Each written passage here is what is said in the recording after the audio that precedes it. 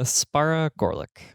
You are on Aurora Prime, specifically in the city of Dragasha, a city buried beneath another one, covered in artificial daylight and artificial night. Nothing about this place seems natural, and it's where most of your memories start. You have a few related to your parents, to the moon that you're from, but they're a bit hazy at times. Today, though, you need to focus on yourself. You need to focus on the fight that the person who raised you is at least a generous way to put it. The person who raised you arranged for you to fight in. What do you do to psych yourself up? I believe I would begin sort of meditating quietly within myself.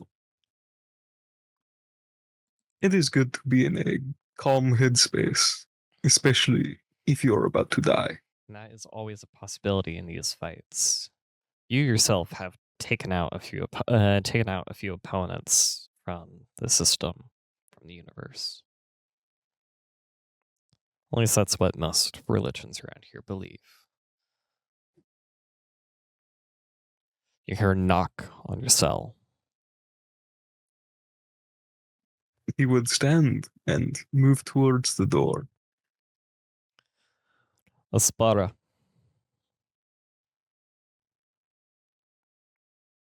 The one and only. Is it time? It is time. He leads you down the corridor that you have walked through many a time. You see the empty cells that just held someone that you fought last week. You won. It was a non-lethal fight, but they haven't been seen again. There are rumors that some of the people that lose these fights, that they disappear permanently. They think that they are buried even further under the ground, actually beneath the real crust of this planet.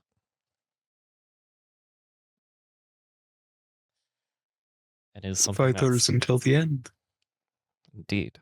It is something that haunts your dreams. That maybe that one time that you lose, that you might never see the light, the world, or others again.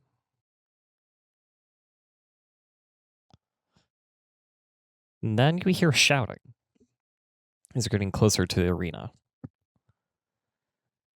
You hear someone shouting, "Let me see him! Let me see him!" And you see someone who is running towards you. You're hearing the clang of metal feet running towards you. You see a man holding a giant hammer in one hand that would normally take you two to hold. I would ready myself. Usually people do not come running at me with hammers and good news. Yeah. Again, the person who raised you, he holds you back and puts a hand on your chest. You can, for him, it's a little bit funny for you to see because he's a little bit shorter than you, so he's kind of having to like arch his hand up, and he's holding you back. And this man before you, you see the faint bits of wires darting down from his eyes into to the back of his head, and some of the wires going into his cheeks. You're Aspara, right? I am Aspara indeed. Oh, so fearsome, oh, so strong. Heard you won many fights before, even fighter for the arena for so long, don't you have any prospects of going to a major league fight without taking down some of the solar system's best? Always. But do I look like someone who has been given the chance? You've had every chance to leave, and you've never taken it. But here, I had a chance to win. This fight is my ticket to leaving this fucking city. And you can see the arm that he's holding with the hammer, he flexes, and you see it kind of like bulge up, like unnaturally so. And you see like the synthetic pieces of metal grow and expand. Oh, you are gonna fucking go down. Perhaps. But I doubt I will stay down.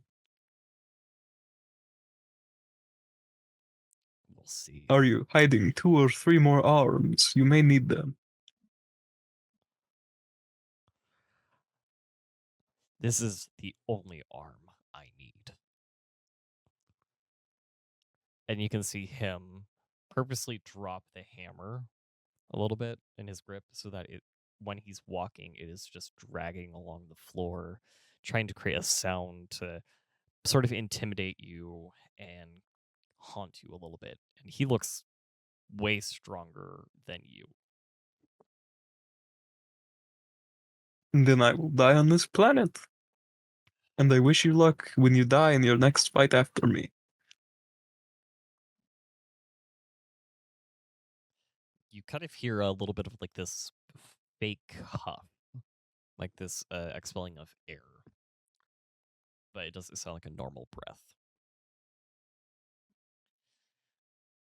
Listen, Aspara, just ignore him. Okay? He's unimportant. Obviously, you're going to win. You've won hundreds of fights before. You've taken down people almost as big as him, so it shouldn't be too much of a challenge.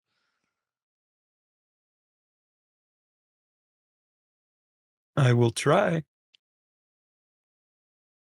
Don't try. Do.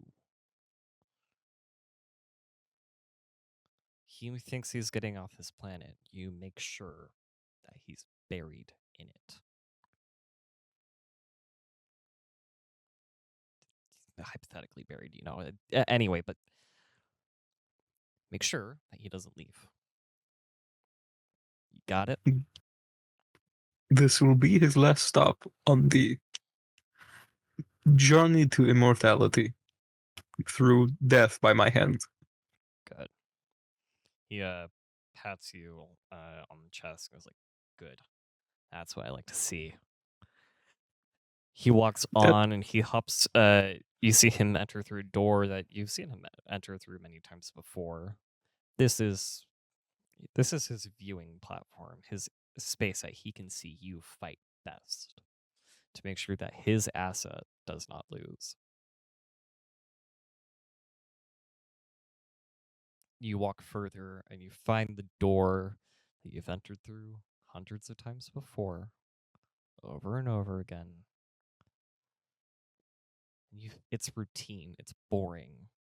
But maybe this time it'll be interesting. This guy seems to be more of a challenge than others before.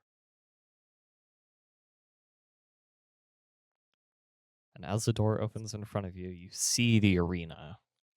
It's barren with dirt, set up in that very, as we know, Roman Colosseum-esque. And you see so many people from the city, all these criminals and normal citizens who are trying to do their best, watching and cheering. And you hear some of them shouting like, fucking kill him! Get him! Bring him to his knees and smash his head in! And from the other side of the arena, it almost surprises you that he got there that quick. You see that he has opened the door has opened and closed behind him. He's going to hold his hammer in that one arm With the other, he's going to beckon you to come forward.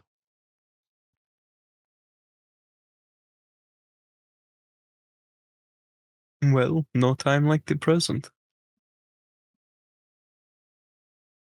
And no present like time. He will move forward. All right. You going to attack him? He's definitely going to try. All right. Go ahead and roll. Do your thing. Oh, yeah. You critically failed. Okay. Not the best. Yeah, as you're running and to get closer to him, you kind of trip and like kind of tumble forward as you roll up right in front of him. You see him crack a smile. You can see that now, as much as you might have had suspicions before, but he's fully an android. With that smile, he's going to try and hit you.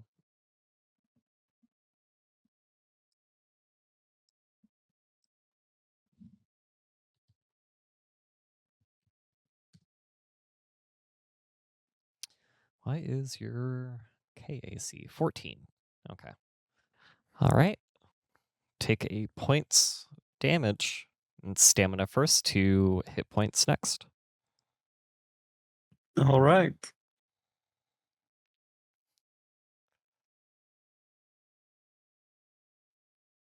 That hurt quite a bit. I know. Get up.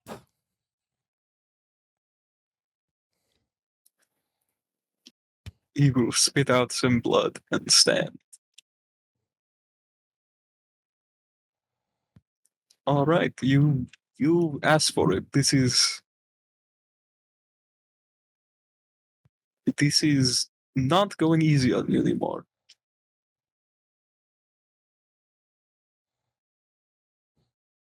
And he will once again attack the now confirmed full cyborg.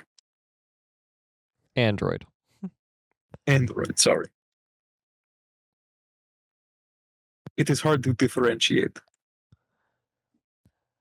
Androids have souls.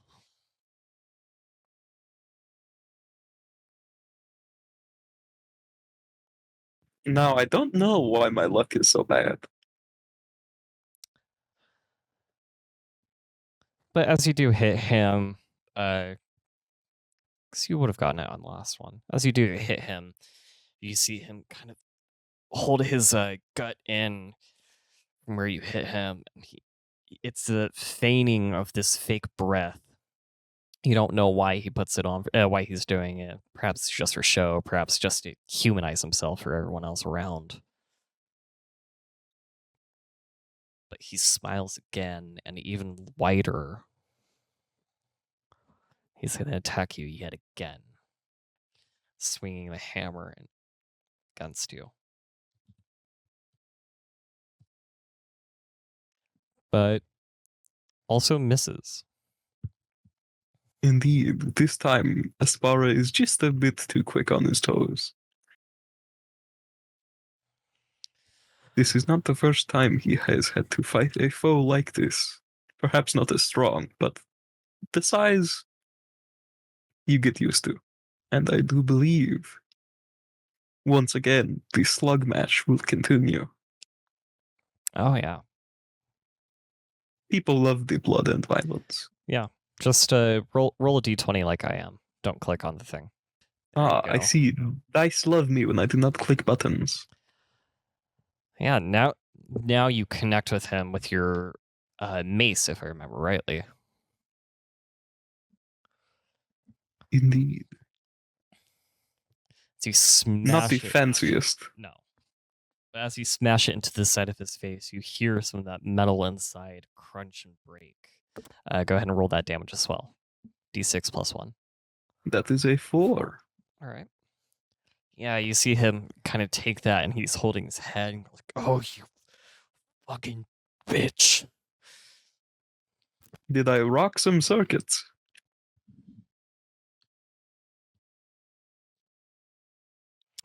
But he connects with you yet again. Oof. Yep. Take 7.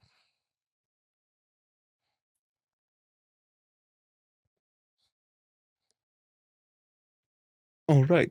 That hurt a lot more than I thought it would. I do believe that blood is now pouring from quite a bit of Aspara. Yeah.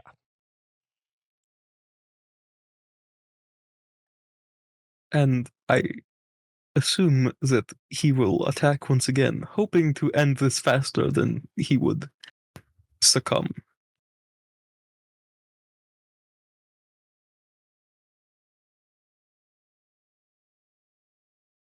All right, go ahead and roll for me. Oh, fuck yeah. Yeah, you As hit. I said, dice love me, buttons hate me.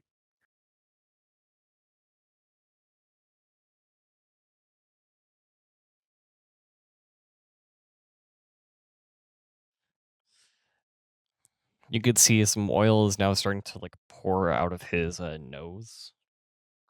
It's kind of leaking into his mouth. You can see him spit out some like, oh, that's it.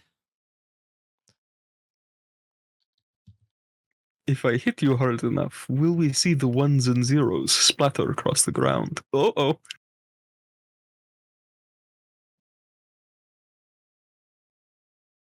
I happen to think it might not be ones and zeros across the ground in a moment.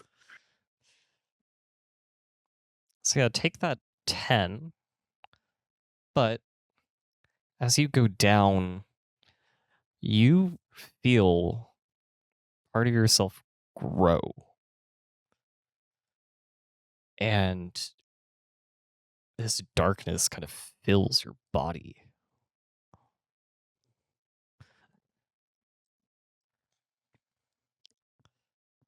Oh. What is happening to me? You see him walk over towards you, leering. Oh, we're not going to see my ones and zeros, but we're going to see every single part of your being. And his leg is within reach. And you touch it. And I would like you to describe what happens to him. Indeed.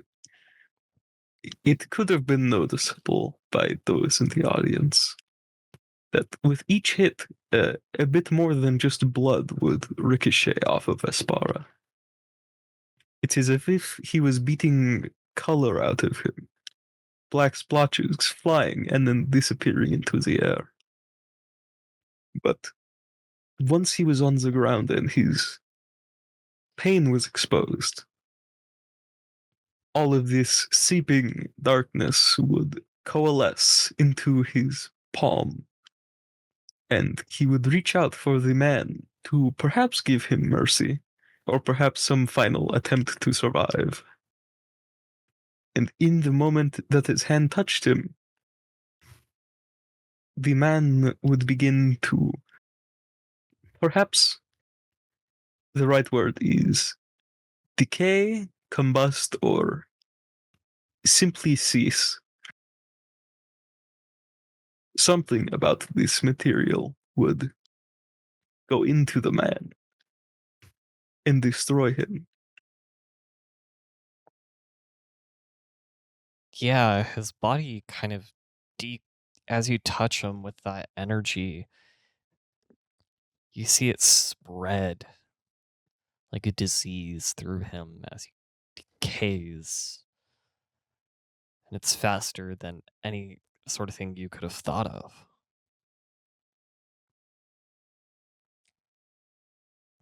What the fuck? And for the first time, perhaps ever, you think, the entire arena is silent. You look around you. You see the hammer that he was holding. You see where his sponsor and manager was. They're looking at you in shock. You look behind you towards your manager, towards the pit boss. And he is also in shock, but he's probably the first person of anybody else to react. And this is the fastest you've ever seen him move. He hops down off the barrier, wincing from the fall, but runs towards you. You hear him whisper in your ear, "Whatever you did was fucking amazing. Something I've Be been careful. monitoring for a while." Don't touch me. I do not know what's happening.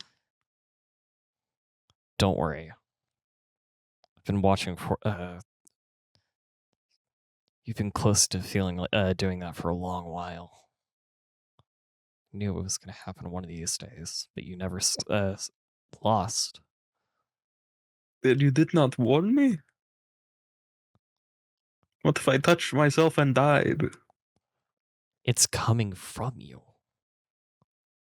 Oh shit. Am I a god? No, you're not a god. Ah, fuck. I have some friends on Nova Haven in the Science District. I understand you may not like it, but they've paid me and have been waiting for a long time for you to do this. Are you fucking selling me?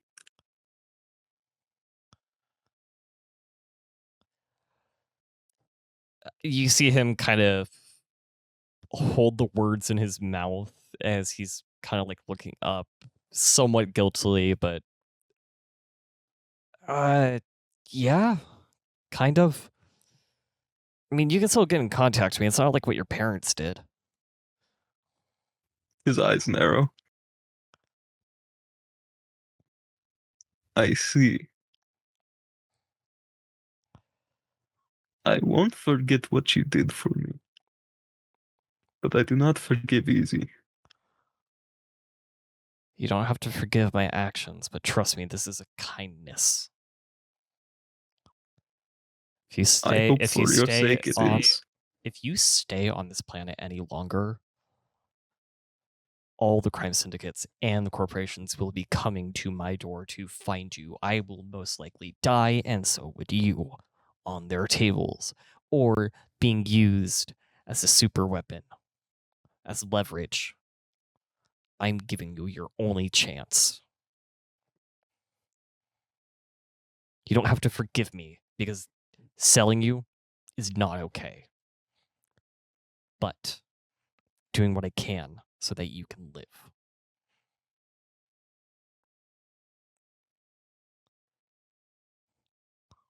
Now a girl, Fine. very strange one as well, is coming to get you. She'll be flying down here very soon. You need to get up and we need to go to your cell. Come on, get up, get up. As He will attempt to get up. You do so. It hurts. Everything hurts. But as you look around now, you see that like there's this quiet murmur going, but it feels like a roar through the arena as you now see some guards and police officers from the upper parts of the city and even the upper city as well as they're starting to go towards you. And the person who raised you, your manager, your pit boss, grabs you by your back and starts pushing you and starts running, encouraging you to run. And perhaps this is the first time. Well, no, not perhaps. This is the first time where you've taken such a beating and it hurts so bad, but you feel like you're defying fate. I think Aspara likes it, even if he won't say it out loud. And he leads you down into the hall towards your cell, and you see him, and he pushes you in and then slams on the panel next to him. You do not come out until a blonde woman comes here. She is going to be the person who rescues you. Do you understand? Loud and clear. Is blonde the only thing to look out for? Blonde, short hair, lab coat. That's all I really know. You got it. Okay, let us hope that they did not hear you say that.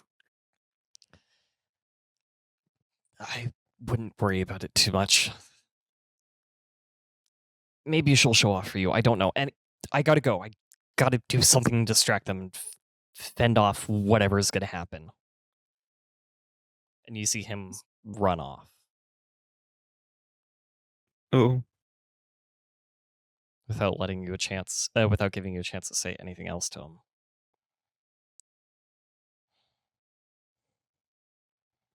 Aspara is 2 for 2, I guess.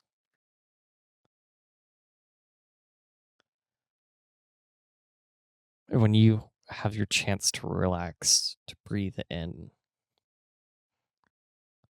your body aches and hurts.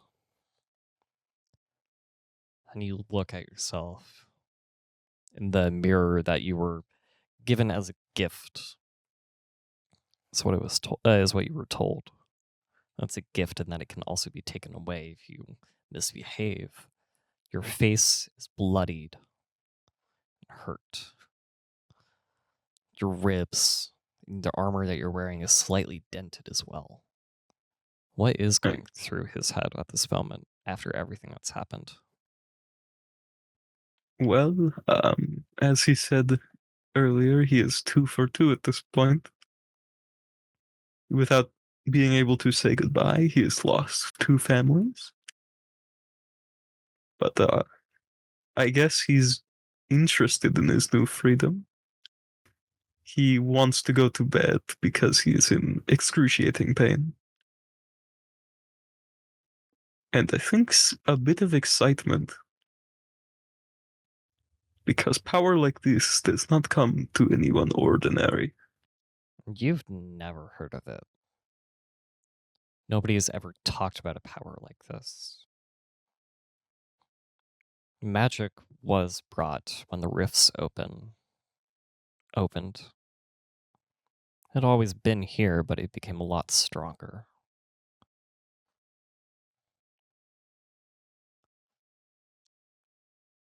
And there was talk of an ancient person who wielded decay, almost like what you did.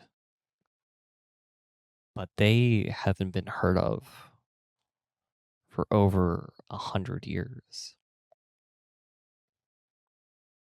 Or heard from, I should say. Interesting.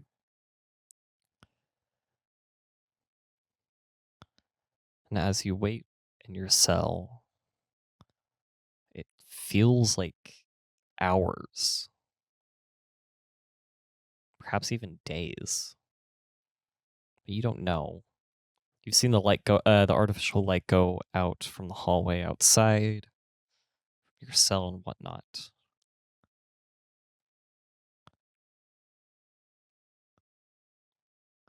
But eventually, you do hear a knock on the door, a few buttons being pressed, and you see that you see a woman with short hair and a lab coat.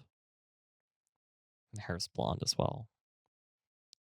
And she has this metal piece in the side of her head that looks like a data jack that you've seen some of the hackers and data security people for the arena use.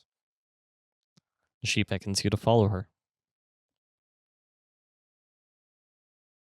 With nothing else but a cage, it is better to follow something that he does not trust. At least not yet.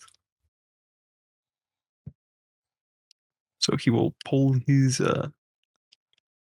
slightly broken body up and follow the doctor. All right. That is where we'll leave it.